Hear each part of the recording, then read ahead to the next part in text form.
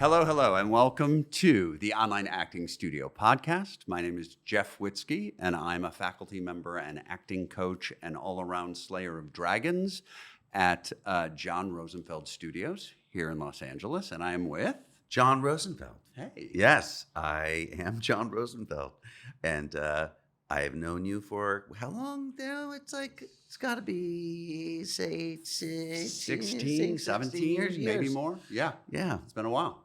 Yeah. It's been a while. So before we dive in today, we are two acting teachers, coaches here in Los Angeles. John was a working actor for a while till he opened up his studio. I'm still a working actor. And we've been asked to answer a few questions just about acting, auditioning, and everything therein. So they're going to throw us some questions that have been asked, and we're going to just tell them. You cool with that? Sounds great to me. Fantastic. How long has the studio been around? Someone asked me yesterday, and I couldn't calculate because I'm an actor and I'm not good at math. The studio opened its doors in February 2010. Okay. Yeah, I've been teaching since 2002. Actually, I taught my first class in 1994 while I was in graduate school at UNC Chapel Hill, and I was 23 years old. Okay. Yeah. And you went, I think I can do this. No, that was the way you could get through graduate school was they actually paid you to teach, and it felt very weird to be teaching people who were older than me. And I just followed my own grad school's curriculum. So, they kind of gave me the outline of what to teach. There you go. Yeah. Awesome. And then you brought me into the fold and said, come with me. Come. Let's encourage others to learn to act and be real and all of that fun stuff. It's been a good ride. Yeah. So after graduate school, you did some work in New York, then you came to Los Angeles, you studied here, and you ended up opening up your own acting studio to train actors to work in television and film here in Los Angeles, right? Yeah, I think, I went after grad school and going to New York, I kind of felt like I knew what I was doing because I had a master's, which, as you know, means nothing. But I did well enough in New York to come out to LA and sign with the people I always dreamed of signing with. And I would take classes here and there, but when you sign with the big people, they just threw me against the wall, and I was having about 10 auditions a week for only leads of shows and leads of movies, and I was really suddenly confronted. Which I want to make fun of you and go, oh, it must be so tough, but I'm going to say it is fucking tough. It is, because I think, and I've warned many actors, I know that's what you want, but trust me, it's not as fun as you think if you're not prepared. It's actually quite awful if you're not equipped to handle that level of volume. And you walk into the room with people you've seen on television that you're like, well, it's going to go to him, right? Oh, fuck yeah. And so then I start to, when you fail enough, you start to think, okay, you have to kind of remove yourself from the emotional trauma and really kind of do an autopsy on your education. Right. And I started to realize that I was still being a good student. I wasn't actually being a good actor. And I realized that a lot of the concepts that I had learned and thought was practicing, I didn't really know what I was supposed to take from it. I was just kind of practicing I was following the book. You know what I mean? And so I really had to develop a more sophisticated, comprehensive understanding of myself and of my process. And I think that's what excited me. Aren't you glad you paid so much money to learn that you had to figure everything out yourself? Well, I don't think that would be a very good selling point for graduate school. Hey, come to us and you'll leave and have to continue to take class. But it's a good thing we don't run a graduate school. But listen, I think the thing is, it wasn't grad school's fault. I was young, and I could only absorb as much as I could absorb. And I think absolutely, it gives you a base. It gives you a base. That gives you a base to build off of. And it teaches you one thing, and I'm sure you recognize that. It taught you how to work hard. And those actors who are willing to work hard, but it also taught me a much different relationship to failure. It's because when I got there, they basically told me, when I got to graduate school, they told me that almost everything was wrong with me. They told me I spoke wrong, I pushed, I indicated, I did all these things. And at one point, I got so frustrated in the first month, I was like, why did you let me in? And they said, because you're good. And that gave me a different relationship to the growth. It's like, okay, so the two things aren't mutually exclusive. You can have a lot of things to work on and still book a job the next day. And there's a reason I'm here for 3 years. It's going to take a bit, you know, and I need to be patient with my growth. And I think if you can practice those two things, if you can be patient, if you can be very hungry to grow while also being patient, right? If you can practice those two things simultaneously, which seems so contradictory, then you're going to be okay. But anyway, so that I came then in LA, I just started to, I studied with different coaches, different classes, and I eventually started to recognize where my gaps were. And then I got asked at one point to start coaching and teaching. And I just noticed that by me coaching and teaching, I was able to teach and coach what I needed to learn. I was able to, initially coaching and teaching I was using it very selfishly because if I could get you to understand it, I would actually understand it. Right. And in the process is where I met you. Right. Because where you were starting to teach, I was taking class and Right. I was asked to be your TA. And so I showed up and learned from you that as an actor myself and working here and there, I had definitely areas that I needed to learn. And so I learned, like you, I got better in my acting when I helped someone else with theirs. Yeah. And that became infectious for me. That kind of giving it away helped me grow as an actor because it kind of took the focus off me.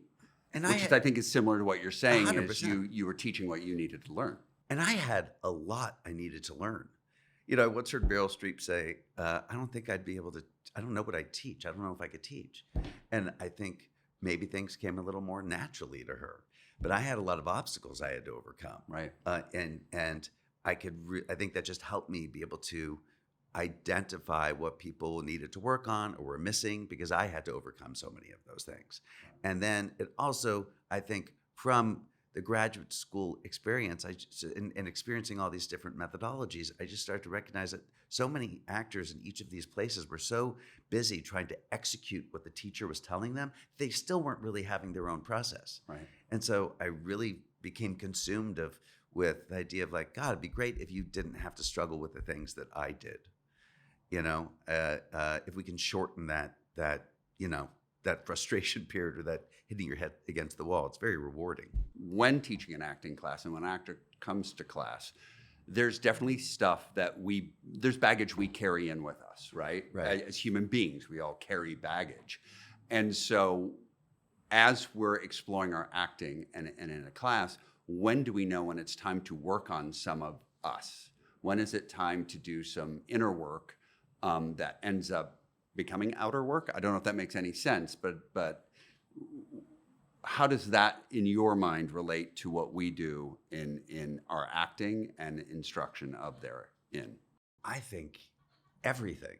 I got one thing about graduate school that was really helpful. I had a teacher, Nancy Lane, who I loved. She was my voice teacher. And in the first month, she pulled me aside after class and said, John, I want you to go to therapy. And I was like, what? Which, by the way, is what you want to hear from every teacher. You're fucking crazy. It felt like a personal assault. And it felt of like, course I was like, it does. Why me? Yeah. And I asked, I was like, could you tell me why? She's like, no. Oh. Just go. Wow. Because that sounds like my mom. She didn't want to negotiate. She's like, this is what you need. I have a good eye. You need to do this. Right. And that truly changed the course of my life. Do you think if she had explained to you why, it would have made any difference? In the moment, it would have made me feel like I had control and power. Sure. But no, it would have made no fucking difference. At all. And I went, and it really did change the course of my life. And I realized so much about myself within the first session. I know this sounds crazy, but when you're paying someone to listen to you, they're going to sit there no matter what and be interested. Sure. And I think I recognized in that day, I was so used to working hard to get your interest and your attention that for someone, I didn't feel that need. I was like, I don't have to work hard I'm paying you, so you're going to fucking sit there and hear everything I say. Right. And I literally went to class that day and had my best day of acting class I'd ever had. And I remember my acting teacher going, what did you do this week? And you just smiled and said, Therapy. I didn't. No, I didn't want to give him that win. Like no, I wanted to say, I just really listening to what you were saying. Maybe I was kissing his butt, but Yeah. I truly believe that success in this career does require a level of emotional intelligence, a high EQ. Sure. And that just means you have to be hungry to discover and learn the way you operate and become an expert in the way you operate. Or else, how the hell are you going to be an expert in the way a character operates? Right. To me, that to think you can do one without the other is a little bit insane. Yeah. And I think that I think for every actor, for most, unless you're typically like maybe a bit of a sociopath, I feel like all of your walls or gifts, strengths, weaknesses typically reveal itself in your work at some point. Sure. And I think the actors, I'm sure you have this experience too. The actors who grow are ones who really relish in making those discoveries and then choose to work on them. Yeah. And I think the actors who don't, just to think of it's like, oh, that's interesting, and then don't explore. Well, they in theater school, in the theater school I went to, they talk a lot about, and I'm going to get this phrase wrong, you're going to help me, about how our mind, our body, our voice are our tools. Like that, that is how we express our craft. But what we do as a profession is we use our humanity, right? And we must reveal that humanity. And if there's blocks and walls, and there were many years, there were walls up with me. You tell a great story about Ian McKellen coming out of the closet. When I finally came out of the closet and dealt with my therapist, it did change my acting because I had always been projecting this little bit of a wall for safety. And so I had an acting teacher go, Witzke, you're good, but there's that, this was his words. There's that thing in the way, the thing, can't get past it. Yeah. And I was like, okay. And I wasn't sure what he was. Now I know exactly what he's talking about. Isn't it amazing that at that moment you hear those things, you're like, it makes sense, but it doesn't make sense. And right. Can you help me? Tell me what it is? It's just so completely clear to you. Because that was I want to get the A, in class. So what do I need to do? How do I need to break that down? Do I need to write an essay? Do I need to do something? And now, years later, I know exactly what he was talking about because I was projecting who I thought everyone wanted me to be instead of be authentic. So how could I be authentic in my acting if I was putting on me? So what allowed you? What was that? Was there a moment where it's like, I need to break through this wall? Yeah. To be honest, depression. I got really miserable. I didn't like myself. Yeah. Right. And I thought if I could keep playing other people, then I'd find joy and happiness in that, and that was enough. And through high school and college, that was enough. But then you get a little older and you realize, oh God, there needs to be something more. So I had to work on me, and I had to go to therapy. And I had to say to my therapist, I think this is an issue, and I don't know. And I will tell you the best thing he said to me is I said, the words I said, I think I'm gay, and he just smiled.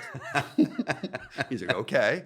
And I said, I'm not sure I'm comfortable with that. And he said, it's going to be okay. It's not going to be as hard as you think. And I said, I'm just worried about my acting career. Because at the time, it wasn't cool to be openly gay, right? Yeah. And he lovingly looked at me and said some of the harshest words with the sweetest smile. I said, I'm worried it's going to affect my acting career. And he said, what career? And I went, ouch. Oh. And he said, you work on television, you get commercials, that's great, but you're not the biggest star in Hollywood. And you can't tell me that there's a problem with gay actors. Have you been to Broadway?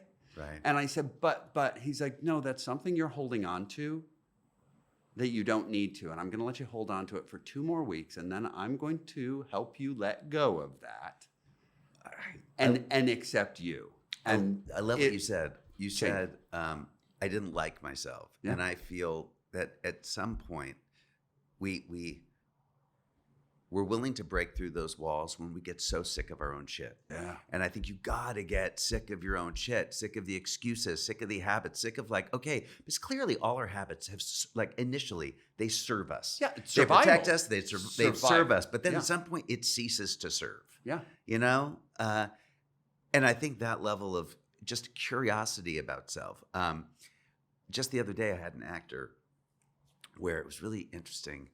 they're struggling in class because I think they're so consumed with protecting self, right? With so concerned about that because I think inside they're wildly vulnerable, like just so vulnerable. Sure, raw. But they're afraid what might happen if they reveal their vulnerability. And then every time I try to give them a note, they listen from their representative, not from who they are.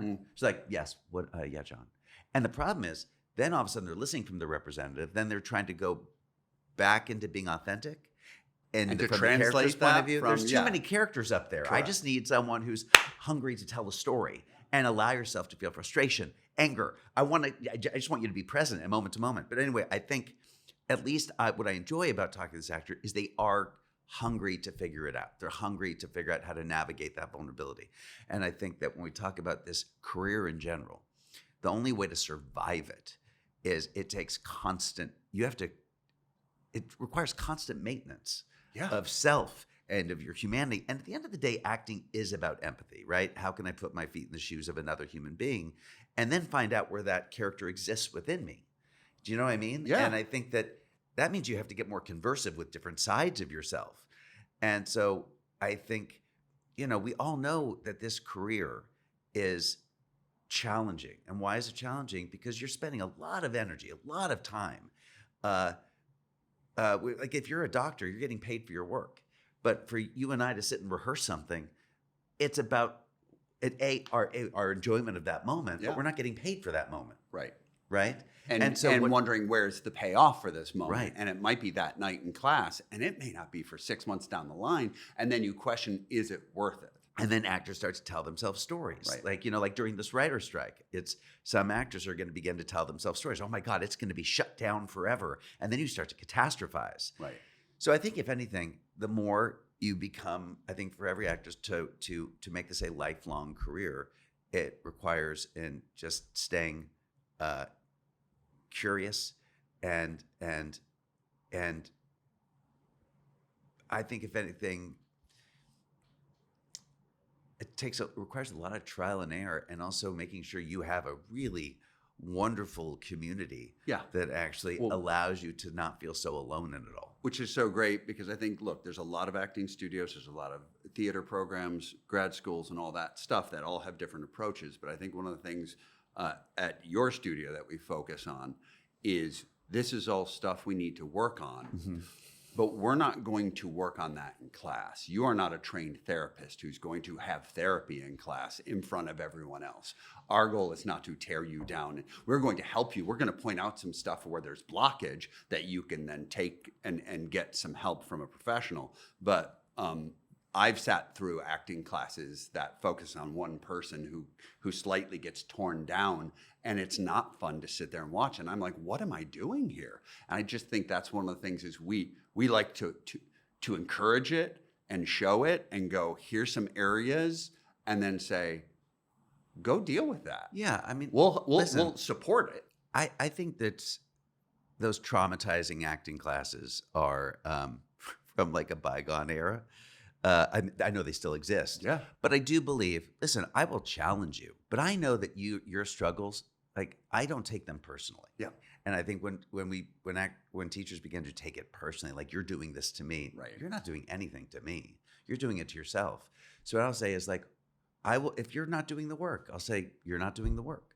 You know, it's okay to make somebody uncomfortable by just putting a mirror to what they're doing. Yeah. But then you also give them, we have a list of, I don't care whether it's an Alexander, we have lists of Alexander teachers, voice teachers. We will refer you to the therapist. We have a list of so You many do, therapists. yes. Yes. Yeah. Like you have to be hungry to overcome whatever obstacles you're experiencing in your life. Exploring you. Yeah, that's it. You've mentioned that some of the big agencies kind of send people to our studio for Yeah. a specific reason, and that's that we don't just deal with one genre, right? Yeah, I think, we deal with every single genre, whether it's multi-camera comedy, single-camera comedy, and there's so many different types of single-camera comedies. Right. Writing has become so much more evolved, Right. and the granular differences in shows. We have shows like, I bet you a lot of the audience won't even know these shows, but you have shows like you have Fleabag, and then Right. you have shows like Dave, or then you have shows like Atlanta or Catastrophe, and then you have the Abbott Elementary. They're so tonally different, and they're exploring different things thematically. So I've come up with a little game for us to play. It may Oh. not work. Games. I like It's a games. game. It's a game, right? Okay. So I've come up with different genres because Okay. one of the questions is, how do we as actors navigate all the different genres, and what are maybe some of the pitfalls when approaching an audition or looking at how to be on one of those shows Great. we might fall into. So I have randomly 7 genres here that I put on cards, and I have no idea what the order they are. I'm going to bring it up, and then we'll talk about them. Okay. Is that cool? That work Okay. for Yeah. you? I think. Okay. The first one is Multicam Comedy, Multicam Comedy. right? And Yeah. that is the 3-4 camera in front of a live studio audience. Yes. Yes. Comedy. Which a lot of actors, and that's one of the genres, one that I really struggled with, which is why I love teaching it, because I had to overcome so many things. I'll say, for example, we talk about theater. Sure. You know, And Multicam is a blend of it is a theater blend and of television. theater. Yeah. Yeah. I think one of the problems when it comes to, first of all, I love theater, so I'm never speaking ill of theater. I think, but the way, at least in for example, in graduate school or a lot of theater programs, you're spending 4 to 6 weeks rehearsing That Neil Simon play. that Neil Simon play, and I hope after 4 to 6 weeks you arrive at some specificity. But it'd be nice. it'd be really nice, and But some people don't. Stanislavski, the whole idea of his books was moving to Russia for 9 months and really exploring in Right. the environment that you were set. Right. So when I came here, Multicam just really threw me. I didn't know what the hell I was doing. That's why I do love Multicam, because to me, no genre exposes a lack of specificity more so than Multicam. Right. It does not survive a lack of specificity. It can't. And what I was told when I moved here is it's louder, faster, funnier. That's all God. you had to do for a Multicam comedy.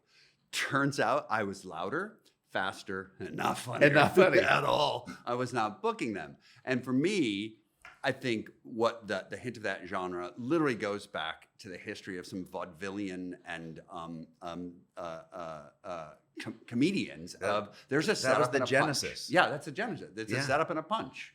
Take my wife, please. There is Milton Berle. I Yes. mean, we're talking about all that rhythm, and I think to your point, back to theater, is you have to get that audience to laugh. You got to get them to laugh. And there's a rhythm to it, and there are stakes that are higher, which is the faster and the funny and the louder. But if you're only doing that, you're not really finding the rhythms and what really makes those jokes work, because there are written jokes that you 100%. have to nail.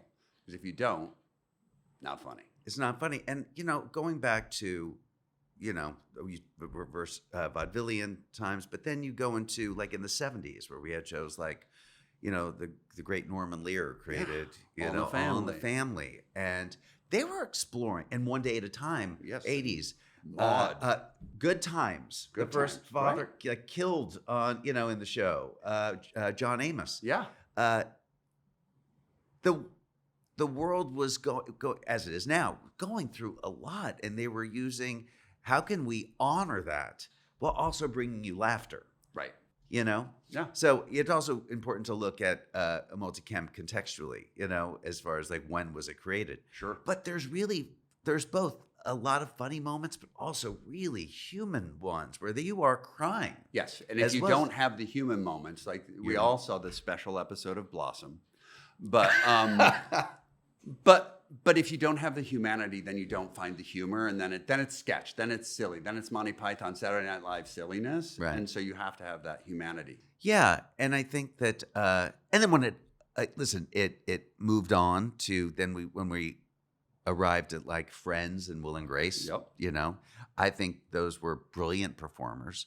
I also think that it kind of hurt Multicam for a little bit, because like the actors were so good, but people started to think that it was because, or the industry started to think it was because of like the musicality that Right. it was successful. So you saw a whole bunch of copycat shows after that were following the same musicality, Right. but weren't creating the characters. So Right. no one gave a crap. So then we always go through a phase where people are like, multicam's dead. Right. And then it always comes back. Yep. Right? Because Yeah. it's really about, do we love the characters? Yes. Are we interested in these stories? You ready for your next show? Well, I have one other thing to say Okay, about one other Multicam. thing. But I think the thing where I got in trouble is that you watch these actors. I think a lot of people come and when people say high stakes, I get very scared of the term high stakes. Sure. Because to me, that, as you and I did, we're like, oh, so be bigger. Yeah. Loud. No. Like first of all, specificity has no size. It's like if you're wildly specific, it can work no matter the size. Right. So you see a lot of pushed acting. And then, so I think, when it comes to multicam, not only do you have to understand, yes, where the joke is, but if you can somehow, you have to be two things simultaneously. You have to be technically proficient, but you also really have to find all that humanity and that organic truth that you're bringing into all those other genres. Yeah. Because if you're just being the silly, you're not bringing the It ain't working. Yep. All right. Next genre. Procedural. Procedural. Guest star, co-star on a procedural, which is your cop shows, your Law and Orders, your NCIS. CSI. A lot of letters. A lot of letters in those shows. Yeah. And then letters followed by a city. Yeah. And can you explain the difference between procedural and like serial shows? So where This Is Us Yes. or 30-something was about following the drama of these people in their lives, and the next in a cliffhanger to, is she going to go to college or not? And then we move Right. on. The procedural is usually one crime, one episode. We Right. start with someone's been murdered, someone's walking their dog, finds it, we got to find the murderer, Law and Order, they take him to court, justice is served, America survives. Dick Wolf is the expert in procedural. And it's procedurals. Yes. So that's a different ball game, I think, approaching from actors and auditioning, because you need to know what role you play in this mystery. Yes. And it's very interesting because, as far as, the series regulars, Correct. right? They're often, we like watching them just investigate. Yeah. And maybe we'll sprinkle some relationship in there and have that evolve. Might over have the a little season. marriage problem going A on. little marriage problem in the background, Right. but at the same time, But we the want to episode watch is- them get to work. Right. Until it's then a very special episode where your lead gets kidnapped by Right. the whoever, and then everyone has to come and get. But for the most part, they're the steady base in which all of these crimes or mysteries or medical issues. And haven't you noticed, it is interesting in today's industry how co-stars are not, even though it's called a co-star, Yeah. but are they always co-stars? Right. It can Now be very large co-stars. Right. Yeah. Typically, it was like co-star was meant to be a little bit of more like an under five. Yeah. Quick, sir, what can I get you? I just came up with this in class. I'm not the first one to figure this out, but we were talking about procedural, and I'm like, if you're in the first couple scenes of the show, you're probably the person who discovered the body. And that's probably just a Or co-star. you are the dead body. Or you're the dead body. Right. Which, by the way, I have played a cadaver. yes. I was really good. I didn't move. That's all I had to do. Not in any of those shows. It was a short film. Yes, you're the dead body or you've discovered the dead body. Chances are you're a co-star. You've discovered it. You scream. You call the police.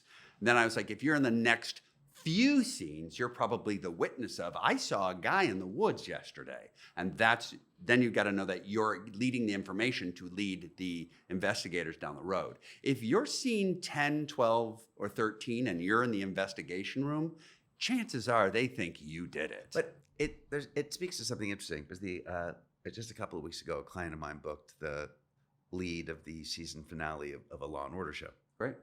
And I was coaching in front of the class, and a couple of people said, "How do you know this? Like, how did?" And I'm like, because when you've been doing it this long, you know what the arc is. You know the archetype. You understand where it's going. And I was like, this has been done before. And Like, I think the problem every is, week. is that every week, Yeah. and you just know what questions to ask. You know the way that the other characters are talking to this character. That determines the breakdown itself. There are all these variables that make you go, yes, this is very clear. Right. But I think what happens with young people is they come in and they read it and they're like, this could be anything. Right. And they're like, it actually can't. Right. It can't be anything. Yeah, if you're They're the guest very star clear. and the police are talking to Yeah. you, you need to know, did you do it or not? You have to know that. You have to know that. Yeah. And chances are, if you're early on, you aren't, or it's a misdirect where you end up being it. But you need to know that when you're doing that. And as you said, there's enough clues there because it's been being done so long that you can completely figure it out from the sides of the breakdown they give you. I think sometimes actors just get overwhelmed and they're like, I just don't know. I don't know. Did he do it? Did he not? I'm like, we have to make that choice, don't we? Yeah.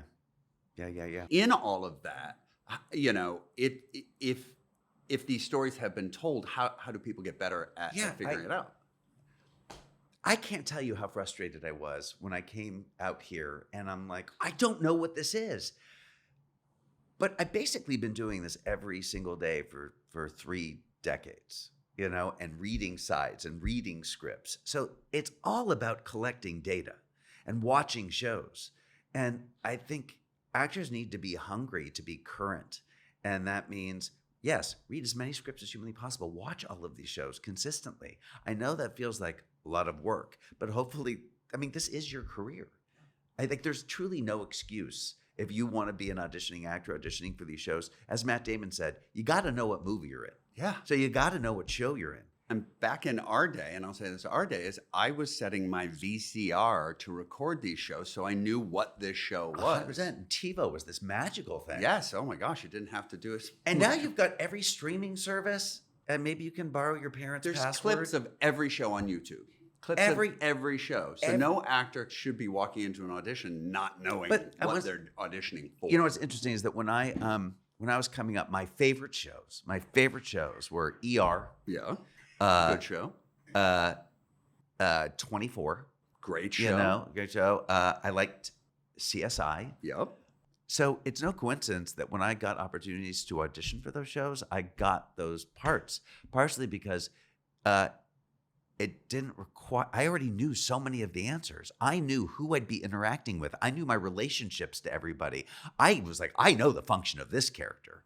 Right. And then I just noticed, again, I'm a little stubborn, that sometimes I'd go out for shows and I didn't know that. And I didn't do very well on those ones. And rather than putting it together. But it was a great audition, John. You were awesome. Like you nailed it, you thought. Yeah, when you just look at it really practically and logically, it's like, okay, I need to be so much more informed. Yeah. And listen, I think the great thing is you may not be informed, but that still means that's why you exist. That's why I exist. That's why our coaches exist. That's why they're great. There are coaches everywhere. You still find that coach then, right? I don't want you to go in, I don't want you to audition uninformed because then you're just throwing shit against a wall. And there's someone who does know that show, who knows what questions to ask. And that's where you really have to be honest with yourself. Do I know what questions to ask right now? And if I don't, that's okay. You don't get extra points for doing it alone. Yeah. Love it. Next genre. I love it. Here we go. Sci-fi. You love sci-fi. You love the sci-fi. Fun. Yeah. Right? Yeah. But I think the big problem with sci-fi is we're using words that aren't our words. These are created dilithium crystals and, you know, planets and societies and whatnots. And I think you just have to be so specific about understanding what it is. Because I see a lot of people just kind of like that, right? That's the...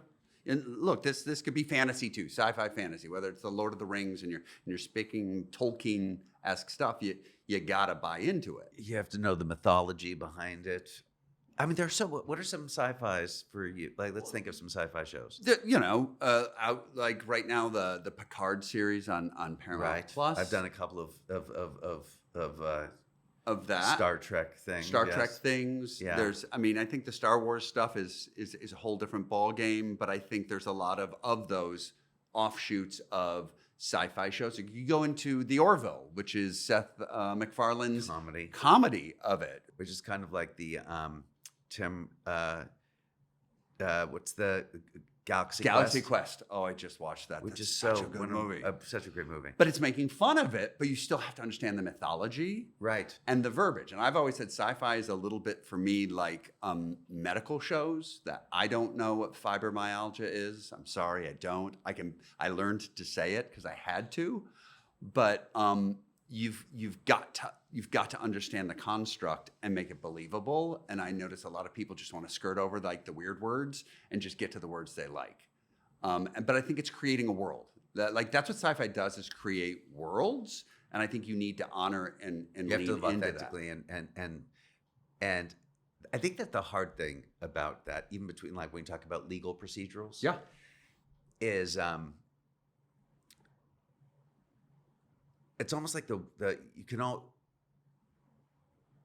there's really no middle ground. You either do fine and well, or you fuck it up. Yeah. I'll never forget going out for a Law and Order years ago, where I don't know why, but they brought me in for a judge, and it was just a page of legal jargon. And I was like, I've got to get this down, and if I don't get it down, I'm bad. Yeah. And I even said to myself, when I go in there, you know what really sucks about this? I'm going to be going up against 60, 70, 80-year-olds. And I was like 38 at the time. And I'll never forget, like, I got it done. I was a little nervous. I was like, Right. it's a lot of legal jargon. And I did go in there, and I got it word perfect. I was relaxed. I was calm. And all I felt at the end was, whew. And then I just will never forget, the producer said to me, that was great. That was great. You're so wrong for this part. You're way too young. And then they just handed me sides to come in for like an agent. And I did book that. But that's the thing is we're not auditioning for the part. We're trying to book the room. We're not, Right. It's not always about the part. So I need to go in there and not fuck it up so that they could know what I was right for. Right. But I agree, when it comes to that genre, sci-fi, it is being able to get through that language. Also knowing tonally where you have to live. When I first came out here, I started studying with an amazing British actor who went to the RADA and was in the Royal Shakespeare Company, and he booked every single site. He worked with every Star Trek cast. Was on the Babylon 5s and the thises and the that's, and it's because he was a Shakespearean actor. Yeah. So he knew the pageantry that came with the world, Of course. and he could click right into it, and they all just went, "Oh, yes, that's it." And he had 3 eyes at one point. He's like, "I think my character's genitals are in his shoulder." I'm like, Yeah. but you got to think about that. These are aliens. These are different worlds and different ways to play. But I think you can have fun with it too. It is a muscle, Yeah. you know? Yeah. Ready for the next genre? Sure. Drama. We talked a little bit about this. Yeah. But let's talk about the difference between there's network drama, there's streaming drama, and then there's like a feature film, an indie drama. And I think each one tells a story a different way. When we talk about something like This Is Us, Sure. we have to always remember that network shows, the star is the commercial, right? We got to keep you tuned in until the commercial hits, right? We don't want you to go away. So in a show like This Is Us, we are going to make sure that you are emotionally invested and that you may cry, you will feel pain, and then we will show you the Colgate commercial, Whereas I think, what do you think about shows like The Last of Us on HBO? Handmaid's Tale. Handmaid's Tale. You are electing to sign up to watch that show for the next hour and some. Yeah. There's Succession. What a brilliant show. Yeah. And there's a level of patience. Yep. Right? Which is, I think, for those of us, again, we want you to book all genres. I want to make, we can have our own personal favorite of what we like to watch. Sure. But I would love you to get, season 23 of Grey's Anatomy and do 20-some episodes. Well, let's put that out there to the universe. Let's then. put that out to the universe. And then we'll come back and talk about what season 23 on Grey's Anatomy was. But I think knowing what the function of, what's it on is going to inform a lot, and the level of patience that we have. I also feel sometimes and it sounds like a criticism, but I don't think it is. There's a little gloss to a network drama, right? That we are hitting some of the dramatic moments and the heart moments and the relationship moments and all that stuff. And some of the streamers and cable shows, whether it's a zombie show or a Handmaid's Tale, it gets a little grittier. It takes that sheen off, and we're dealing with some raw, not comfortable stuff, which I think network can dip into, but ultimately it is, they don't want to alienate You Well, know? just think about it. Yeah, from a political place Absolutely. of just like we don't want to alienate the the right. We don't want to alienate the left. Yep. So how can we make it as kind of as down the middle as we possibly can? Occasionally drop in some morals, ethics, Sure. or our Some own points. ideology in little bits and Yeah. pieces. But what's really interesting is this is what's fascinating is there are what I would call network television fairly still for the most part pretty liberal. Sure. But the interesting thing is that's the one area where people who are more conservative actually don't mind it when it comes to their television. Yeah. So that's part of their thinking as far as when they're creating these shows. I also think even when you watch shows like when you talk about the dramas like the procedurals that we go back to, Right. it's just so reliable. Yes. Right? We know exactly what the structure is. Right. Right? But when you're tuning in for some of Succession, we have no idea what we're going to get. No, I just said to my husband, I'm like, these people make me so uncomfortable. I have to come back for more, which feels wrong. Yeah. But it's the same way The Office was so uncomfortable. I still want to watch more. So there is something about human nature that we like to watch. We like to be uncomfortable and then turn it off and then be in our worlds. So let's say, for example, you're going out for a pilot or you're going out for a show for Hulu, right? Yeah. Or Streamer. something like, and if it's that first episode, know that they're also trying to make sure as many people are watching at the beginning of the show as humanly possible. Right. So it's also understanding that function of for an actor to know, like, how do I fit into that world? Absolutely. Because again, this is, as we're talking about different genres, we're talking about subgenres, genres within this is you need to, as an actor, know how that drama plays out, how deep that pain needs to go. Do you cry full Viola Davis snot cry, or is that too much for the network and you just gotta just cry? Like there's weird levels of like it where it is too much. And I think that's where something we need to know as actors what that show is doing, because what sometimes to show up for. Don't you ever notice? I'm sure in class you'll see, it's like, okay, yes, your acting was good. It's just you're not in the right world. You're not in the right genre or on the right show. Yeah. Right. And we really have to be that kind of story detectives where we can figure that out, because this is our job. And it's like saying, oh, I'm a computer programmer. I'm going to show up to Google. And you're like, will you program watches? That's a really bad example. But just you're showing up to the job with skills, but not that match what's needed for Like what someone you're doing. was bringing like very much HBO vibes to a freeform show. Right. And we don't want to. No. That's not your audience. Which then the actor takes a look at, and just another subsection is like an indie feature, which I think can have its own rhythm, and you can take more liberties and time, and then you just have to know what this indie feature is about. Is it about trauma? Is it about love? Is it about the trauma of love? But I think there's a whole nother mindset that one has to look at in those really indie dramas. Can you give me an example of an indie drama? I was just watching scenes from a Tilda Swinton movie called We Need to Talk About Kevin. Oh, right.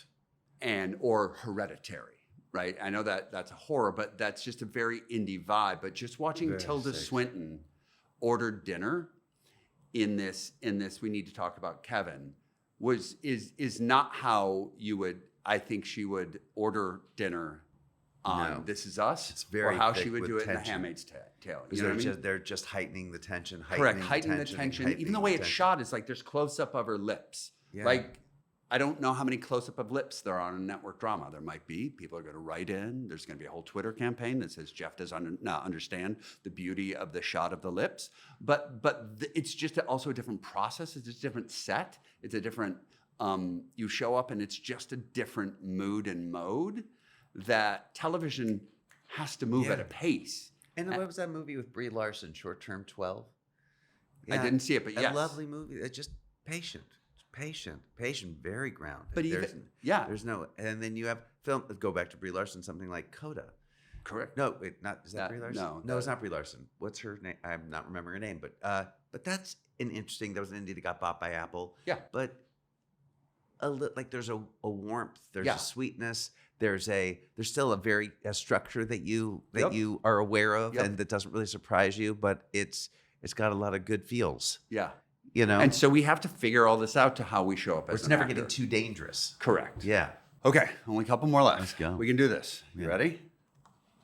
Single cam comedy. Single cam comedy. Right. We already talked about the multicams. Now we have the single cams. And there's no rule. I think you have Correct. to know the show. So you have like Abbott Elementary, but isn't that also derivative of like Parks and Rec? Yeah. Every show is derivative of something. Of The but They Office. just have a new, but they're focusing on a really important thing, Yeah. a really important school. And I think there's a reason that people love it. You've got these wonderful actors, and they're exploring some really lovely issues. Yeah. But it's still, the style is still derivative of Parks and Rec.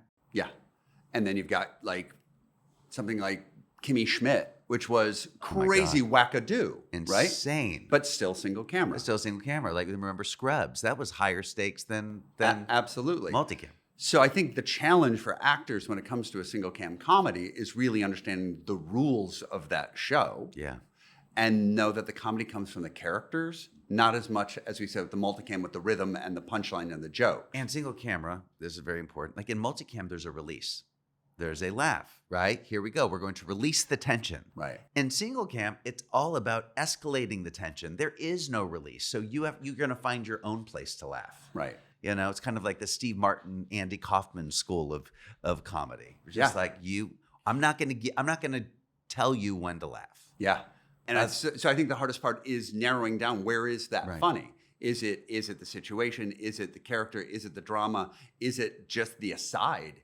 But what's also challenging is then you get shows that get nominated for single camera comedy awards like Fleabag. Right. And Girls. Remember Girls? Yeah. Or Dead to Me or And Nurse Jackie. And those are really, there is something wildly amusing, but it gets very dark, but it's still so grounded. Yeah. It's so grounded. So I think sometimes people are still, when they see single camera comedy, they're thinking about single camera comedy from 2010. And boy, have things evolved since then. Thank God. Yeah. It's not Malcolm in the Middle anymore. It's not. There is some, but it's not like that. There was a style of single cam comedy back then that you're like, oh, it's that. Your audiences have gotten more sophisticated, and they are looking for something new. But I think Atlanta. Yes.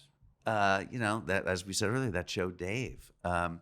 You have to know that world. So I think one of the pitfalls I see when we coach people that come in for an audition for a single cam comedy, if they don't understand that, they then push to try to make it funny, and then it's not. And sometimes they struggle with like, I don't even understand what makes it funny. Correct. And then you have to explain it to them. Yes.